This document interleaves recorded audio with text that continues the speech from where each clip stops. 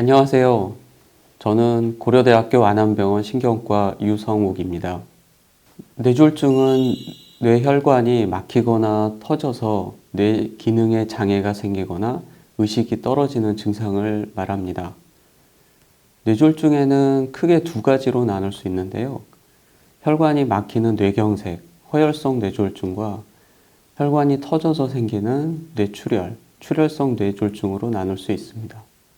뇌졸중의 위험 인자는 대개 고혈압, 당뇨병, 고지혈증 또는 이상지질 혈증과 비만, 술과 흡연과 같은 위험 인자들이 복합적으로 작용하여 뇌혈관이 막히거나 터지게 됩니다. 그래서 이러한 위험 인자들을 조절하는 것이 뇌졸중을 예방하는 데 중요한 치료가 되겠습니다. 뇌졸중의 증상은 다양하게 나타날 수 있습니다. 근데 가장 큰 특징은 갑자기 발생하는 증상입니다. 뇌신경학적 증상인데 가장 흔한 걸로는 마비 증상입니다. 되게 편마비, 한쪽 팔, 다리의 근력이 약화되고 또는 얼굴이 한쪽이 안면마비가 생겨서 입이 돌아가는 경우 또는 발음이 이상해지거나 언어장애가 생길 수 있습니다. 언어장애는 다른 말을 잘 못하는 경우나 다른 사람의 말을 이해하지 못하는 경우도 있습니다.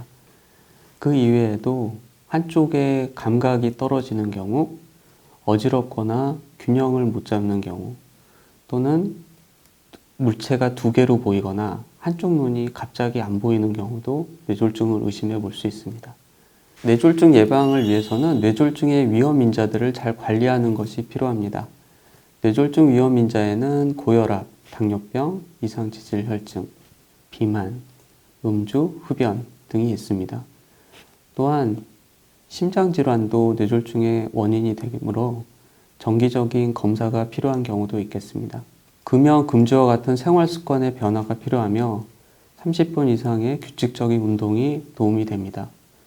또한 고혈압이나 당뇨병, 이상지질 혈증의 경우에는 이와 같은 생활 습관의 변화뿐 아니라 약물 치료가 도움이 되는 경우도 있으므로 의사와 상의하는 것이 필요하겠습니다. 뇌혈관이 막힌 뇌경색의 경우에는 첫 몇 시간 동안은 막힌 혈관을 뚫어주는 치료를 합니다. 그 이후에는 뇌졸중의 급성기에는 대개 뇌졸중 집중치료실에서 더 뇌졸중이 악화되거나 뇌졸중의 크기가 커지는 것을 예방하기 위한 치료를 하며 그와 동시에 뇌졸중의 위험 인자들을 평가하고 어떻게 하면 2차적인 재발을 예방할 수 있는 예방치료의 계획을 세우게 됩니다. 그 이후에는 후유증의 회복을 위한 재활치료와 2차적인 뇌졸중 예방치료를 하게 됩니다.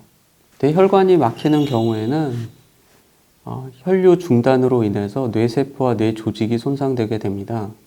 시간이 지날수록 이 뇌세포와 뇌조직의 손상은 비가역적으로 변하게 되는데 빠른 시간 내에 혈관을 다시 뚫어주어 혈류가 개통하는 경우에는 이런 비가역적인 손상을 줄이고 회복이 좋아질 수 있습니다. 따라서 뇌졸중이 증상이 발생한 이후에는 빠른 시간에 병원에 도착하여 혈전 용해술과 같은 혈관을 다시 개통할 수 있는 치료를 받는 것이 중요합니다.